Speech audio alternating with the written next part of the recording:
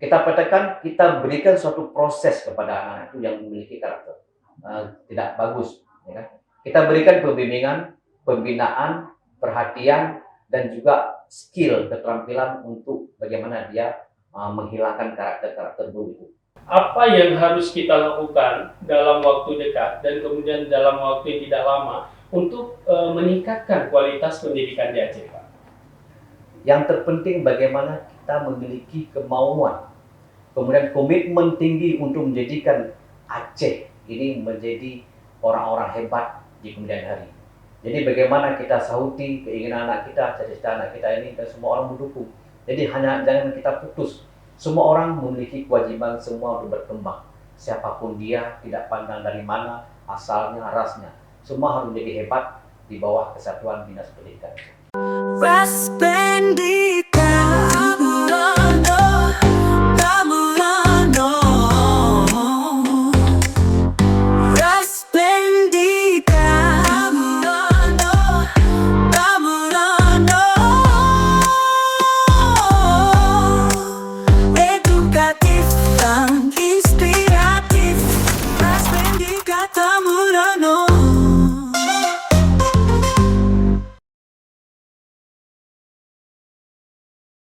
Assalamualaikum warahmatullahi wabarakatuh. Alhamdulillahirrabbilalamin. Wassalatu wassalamu ala asyrafil anbiya'i wal mursalin wa ala alihi wa sahbihi ajma'in. Rekan Tamrino dimanapun Anda berada, jumpa lagi bersama saya Rizal Fikri pada acara kesayangan kita yaitu SPEK, seputar perbincangan edukasi Aceh kita yang menghadirkan tamu-tamu istimewa di bidang pendidikan. Nah, pada kali ini kita menghadirkan tamu yang luar biasa istimewa ini ya, yaitu ketuanya Kepala Sekolah se-Aceh, yaitu Ketua Musyawarah Kerja Kepala Sekolah Jenjang SMA Provinsi Aceh, Bapak Muhibul Kibri, SPD MPD. Assalamualaikum Bapak. Waalaikumsalam warahmatullahi wabarakatuh. Senang bisa bertemu dengan Pak Muhibul pada hari ini. Ini udah lama ya kita tunggu-tunggu kedatangan dari Bapak Ketua MKKS. Mungkin baru kali ini kita berkesempatan untuk menghadirkan langsung di tengah-tengah kita di hari yang sangat istimewa ini. Kita sapa dulu Bapak, sehat Bapak hari ini? Alhamdulillah sehat. Sehat Pak ya. Sekarang kesibukannya apa nih Pak Muhib? Ya, kesibukan masih di sekolah, mengelola sekolah, dan juga membantu beberapa hal yang diperlukan oleh Dinas Pendidikan. Wow, luar biasa. Pak Muhib selama ini juga menjabat sebagai Kepala SMA Negeri 3 Kota Banda Aceh. Beliau juga merupakan salah seorang dari pengurus PGRI Pak ya? Ya. PGRI Provinsi Aceh. Nah, hari ini kita akan bertanya-tanya terkait dengan peran dari kepala sekolah dalam memajukan pendidikan Aceh ke depan. Nah, Pak Muhib, pandangannya bagaimana sih peran dan strategi yang dijalankan oleh kepala sekolah untuk menuju pendidikan yang maju ke depan? Terima kasih. Saya sebelum menjawab, saya ucapkan terima kasih dulu kepada Bapak Kepala Dinas Pendidikan Aceh ataupun Bapak PLT, Kepala Dinas Pendidikan Aceh, dan selamat juga pada beliau. Dan terima kasih untuk saya atas kepercayaan dipanggil dalam podcast di Dinas Pendidikan Aceh.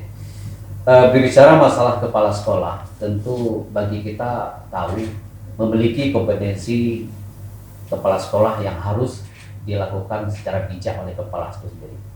Jadi peran MKKS ini adalah sebagai penunjang dan juga berkolaborasi dengan Dinas Pendidikan Aceh dan juga cabang Dinas Pendidikan Aceh dalam rangka mengantisipasi hal-hal yang sifatnya untuk mewujudkan sekolah-sekolah bagus sesuai dengan visi misi pemerintah Aceh dan juga Dinas Pendidikan Aceh. Artinya peran kepala sekolah ini ataupun peran MKKS ini sangat penting sekali. Kenapa? Karena berjalannya roda pengelolaan di sekolah itu tak terlepas dari kepala sekolah. Maka dibutuhkan kualitas dan juga kemampuan dan juga penguasaan mindset yang lebih besar dari kepala sekolah. Karena kita tahu pendidikan Aceh ini terus membaik. Jadi peran kepala sekolah ini bagaimana dia mengadopsi segala perusahaan sekolah lalu dirumuskan dalam suatu musyawarah untuk dikembangkan dan dijadikan sebagai bahan untuk ditindaklanjuti setiap ada persoalan. Wow, luar biasa nih gambaran dan peran dari kepala sekolah ke depan. Nah, tantangan-tantangan sendiri Pak dalam era kekinian ini. Kepala sekolah kemudian harus adaptif dan kemudian dengan inovatif, harus dengan semacam harus ada teknologi ke depannya. Nah, bagaimana ini kemudian dari kepala sekolah sendiri menyikapi ini, Pak? Tantangan itu adalah salah satu hal yang harus kita nikmati. Karena setiap ada perubahan, setiap ada sesuatu strategi atau inovasi yang kita kembangkan, kita tidak terlepas dari sebuah tantangan. Karena tantangan yang besar itu juga akan berefek pada kemajuan yang besar kalau kita mampu mengelola dengan baik. Apa tantangan yang besar sekarang ini? Tantangan besar adalah yang pertama sekali kan bagaimana regulasi-regulasi itu kita adopsi menjadi sebuah kekuatan di sekolah. Jadi bagaimana kita pahami literasi kepala sekolah itu harus perlu ditingkatkan sehingga memahami setiap siklus regulasi terbaru untuk diterapkan di sekolah. Yang kedua, tantangan IT. Jadi kita tidak bisa lagi menyalahkan masa lalu, tapi lebih menuju kepada masa-masa depan dengan pengaruh IT.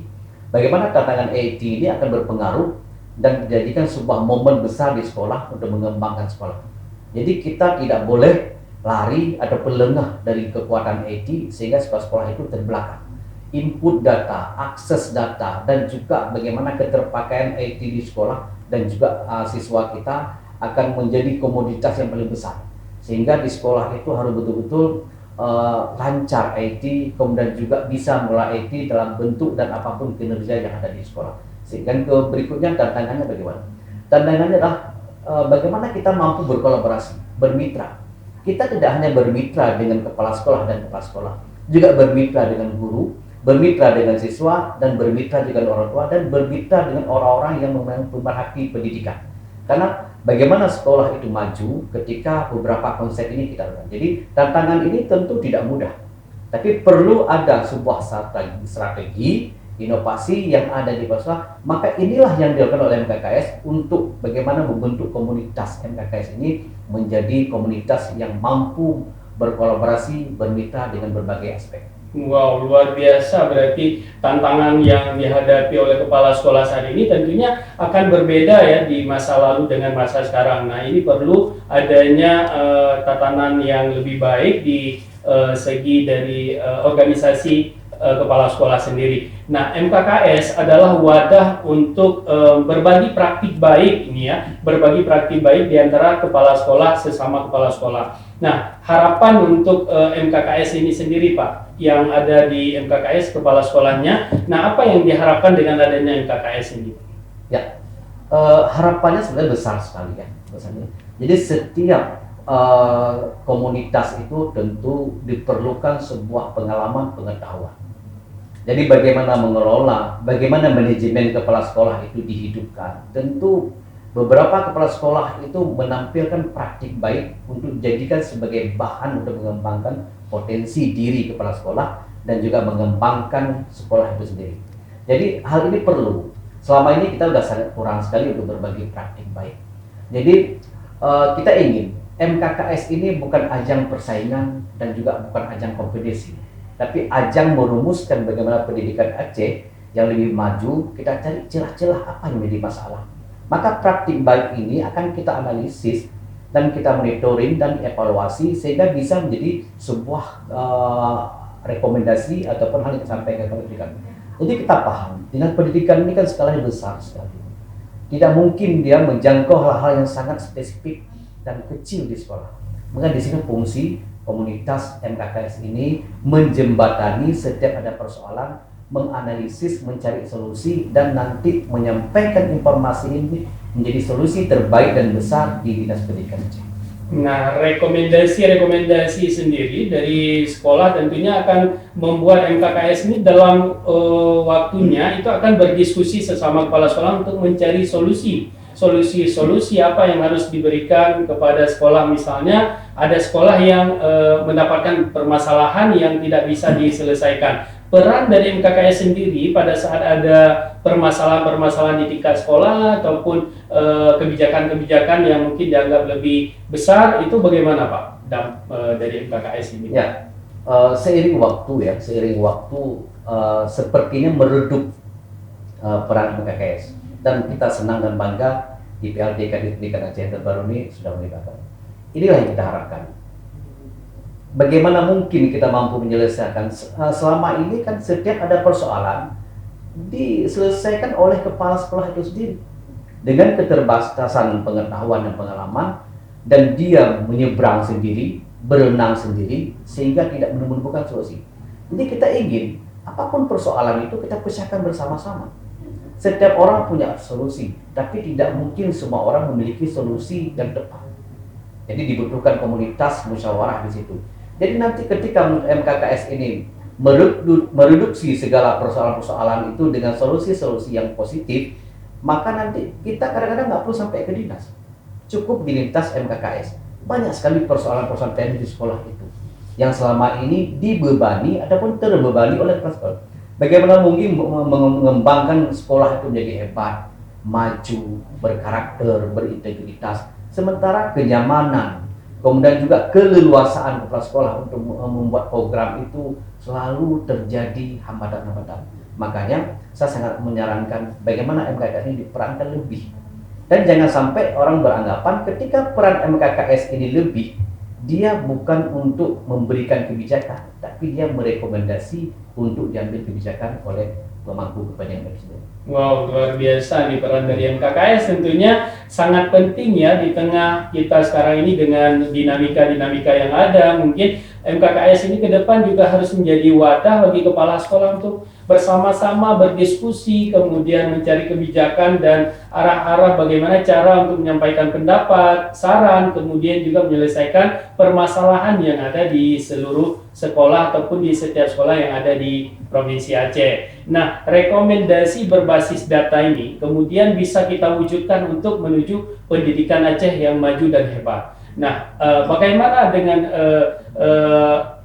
dengan adanya MKKS ini sendiri, Pak? Apa yang harus kita lakukan untuk menghasilkan data yang valid untuk pendidikan? Ya, kita sekarang ada rapor mutu pendidikan, adapun rapor mutu sekolah. Ini yang tidak terbaca selama ini kendala-kendala secara khusus ya, secara khusus. Maka setiap ada kendala, apa tantangan-tantangan, apa kendala yang harus dilakukan, dan bagaimana solusi sudah diambil di sekolah. Jadi kita menginginkan solusi intern, baru nanti solusi sifatnya eksternal.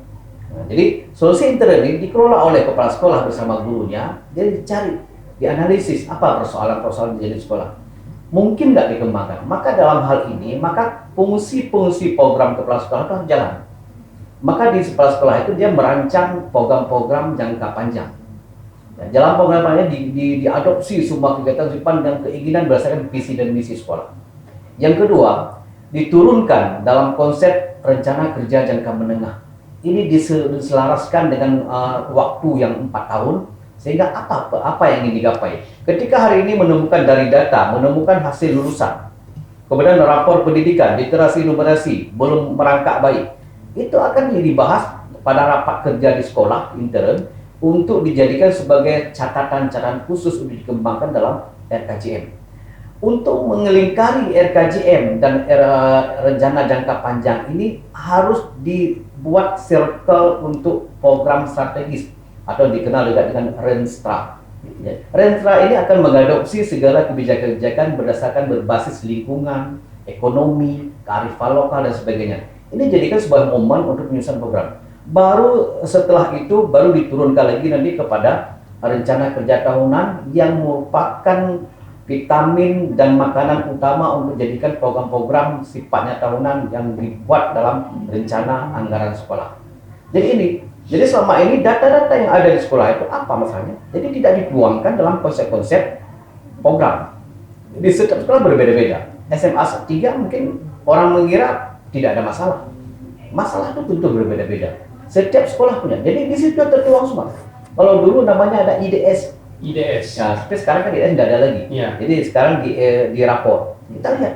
Jadi inilah dasar-dasar sehingga nanti kan setiap kepala sekolah itu menampilkan praktik baik dengan kondisi dan persoalan yang sama, dan solusi-solusi ini akan dijadikan sebagai rujukan oleh kepala sekolah. Itulah fungsi MKKS tadi. Nah, kalau enggak, saya punya masalah tentang literasi misalnya. Ada satu sekolah yang literasinya udah mulai membaik dan sebelumnya rendah. Tapi kan nanti konsep cara, solusi, bagaimana dia membuat lingkaran-lingkaran perbaikan di sekolah itu menjadi hebat, itu akan dijadikan catatan oleh kepala sekolah dan dituangkan ini dalam konsep musyawarah kerja kepala sekolah. Wow, luar biasa. Berarti peran dari kepala sekolah selain juga untuk mengimbangi ini program-program dari sekolah sendiri, juga nantinya harus menjadi penyuplai data yang baik kepada pemerintah Aceh ya Pak ya. Karena visi dan misi sekolah itu juga harus diturunkan dari visi misi dari pemerintah Aceh sendiri. Nah, rancangan inovatif dan strategis dari sekolah kemudian supaya bisa terhubung dengan visi dan misi pemerintah Aceh, seperti apa Bapak melihat ini Pak? Ya, di sekolah sekarang ataupun tantangan global sekarang itu membutuhkan sebuah karya yang besar dan juga membutuhkan mindset yang besar, pemikiran yang besar gitu. Jadi banyak orang yang tidak memahami ataupun luput dari pemahaman bahwa kondisi sekarang ini global. Jadi, tantangan global ini mengharuskan anak berkreasi penuh. Jadi kadang-kadang kita sering disalahkan di sekolah. Kita nggak bisa jalan ke belakang, tapi kita harus berlari ke depan. Nah, tentu konsep-konsep lama itu, jadi banyak orang masih memegang konsep-konsep lama. Sehingga inovasi yang harus terus berkembang itu sesuai dengan konsep-konsep global, generasi-generasi Z ini tentu akan terutama besar. Jadi selalu kita menghalangi. Di dalam pendidikan, biarkan mereka berkembang, kita mengarahkan. Biarkan mereka berinovasi, kita menuntun. Biarkan orang itu berkreasi dengan segala. Kalau dulu kan nggak ada. Segala pertandingan, kompetisi, macam dibutuhkan energi dan biaya besar. Jadi ketika kita memotong keinginan, hasrat anak untuk berkompetisi, kita sedang membunuh bakat minatnya. Jadi nggak mungkin bakat minat dulu kita belajar seperti ini. Nah, sekarang kenapa tantangan besar sekali? Kita belajar banyak dan konsep-konsep terbaru. Bagaimana anak? Dulu anak-anak kita hanya melirik beberapa universitas yang ada di Aceh. Sekarang anak-anak kita udah melirik universitas yang ada di luar negeri. Jadi tentu vitamin itu besar. Jadi masyarakat juga harus memahami itu. Jadi jangan sampai anak kita tidak mau melanjutkan studi ke ini, kita nggak boleh memberikan sesuatu lebih. Jadi bagaimana? Maka apa yang kami sampaikan ini adalah bagaimana kita berkolaborasi, bermitra dengan beberapa aspek tersebut. Jadi mari kita dukung anak-anak kita untuk berkembang. Mari kita dukung sekolah untuk berkembang. Tentu ada di sana sini kekurangan dan kelemahan, itu kita isi, kita berikan pengetahuan, kita berikan juga contoh-contoh baik.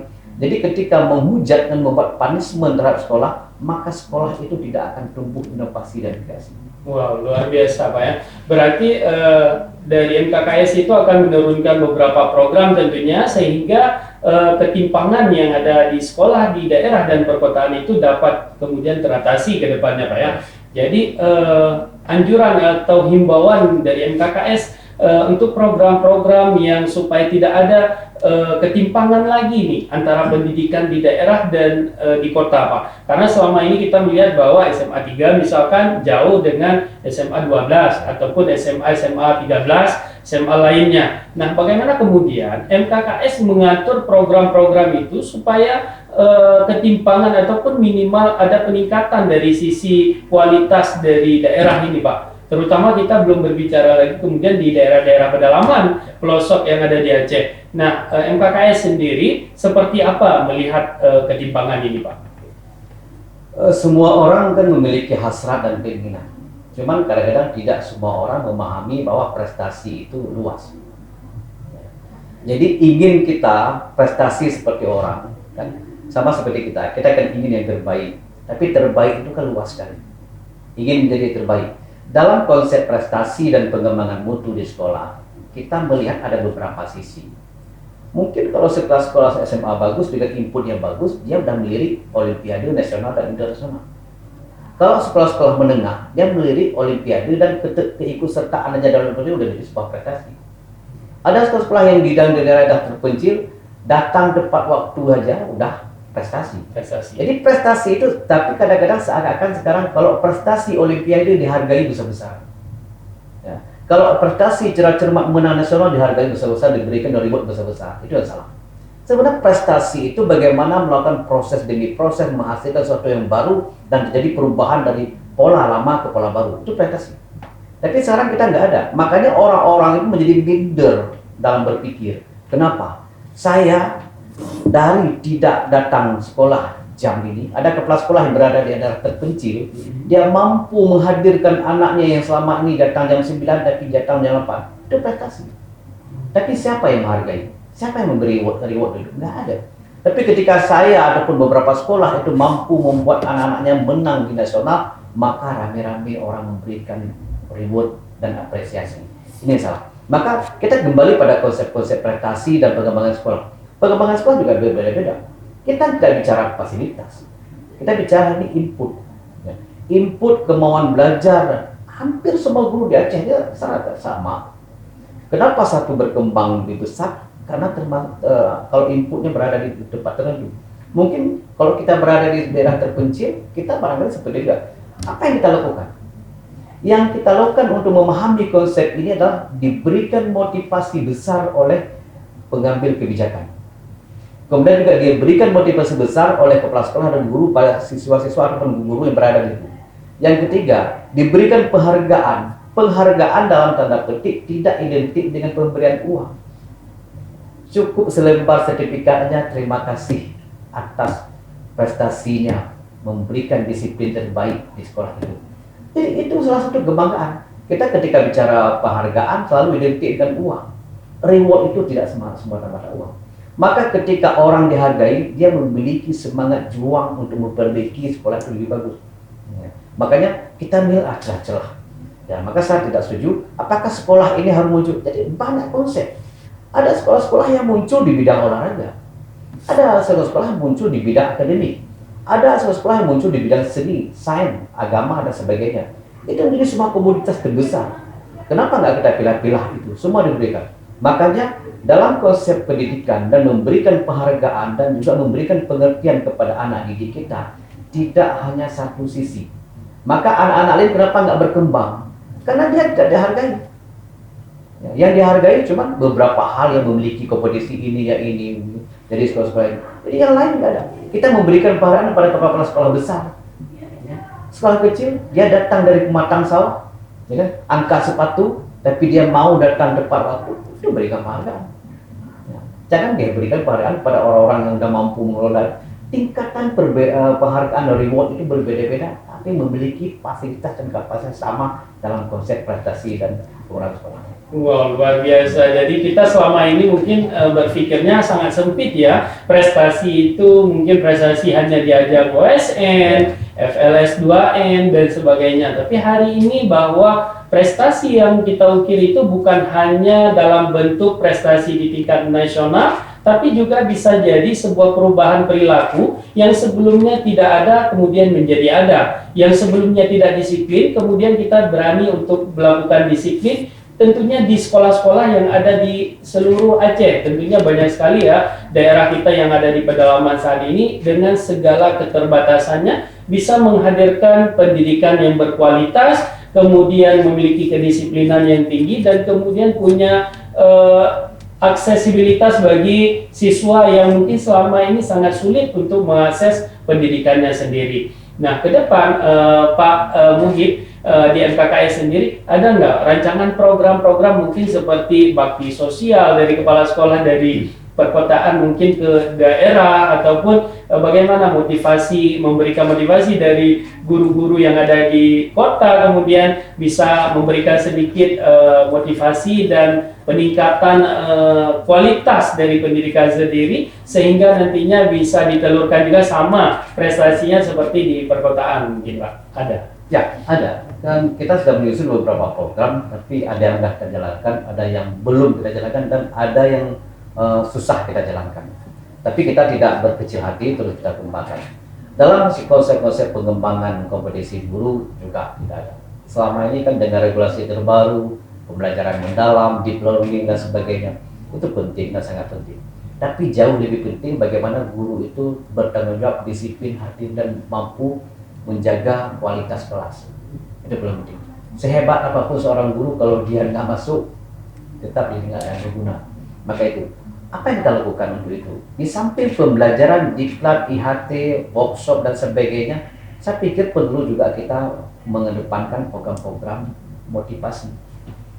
Karena orang-orang yang lemah motivasi, dia tidak mampu mengembangkan potensi diri dan juga nggak bisa mengimbaskan pembelajaran yang baik. Kepala sekolah tidak begitu. Jadi program-program MKKS ini adalah bagian dari itu semua. Jadi bagaimana sekolah itu hidup dan juga berkembang dan juga memiliki daya saing dan mampu berkompetisi dari segi aspek. Jadi apa yang kita lakukan ini, cuman kendala-kendala saya itu adalah susah sekali kita bergerak. Susah sekali kita bergerak, tapi kita tidak putus asa, terus melakukan sesuatu. Kemudian sama seperti sekarang ini kan program pemerintah kita apresiasi luar biasa positif ke MBG. Ya. MBG juga kita sesuatu dengan positif. Maka MKKS juga punya inisiatif bagaimana pembelajaran itu full day. Ya, tapi tidak untuk semua wilayah bagi-bagi itu. Kenapa? Karena makan siang udah ada. Nah, sehingga anak-anak itu memiliki kualitas belajar dan juga memiliki kualitas bersama orang tuanya. Nah, jadi itu harapan kita. Kemudian yang kedua, kalau anak-anak itu beberapa sekolah ini sekarang kan di sekolah besar, di kota-kota besar, jadi kan peran orang tua itu penting. Ya. Karena banyak persoalan terjadi di anak-anak itu akibat kurangnya perhatian, kasih sayang dan waktu bersama dengan orang tua. Jadi itu harus ada pemikiran kita. Mungkin kalau di daerah nggak ada masalah. Karena di daerah kan orang tua selalu berada di rumah. Ya. Dan tapi kalau kita nanti ada orang tua yang hari ini pergi, minggu depan pergi, otomatis enggak. Jadi konsep karakter anak itu bagaimana dia diberikan perhatian, pengertian dan sebagainya.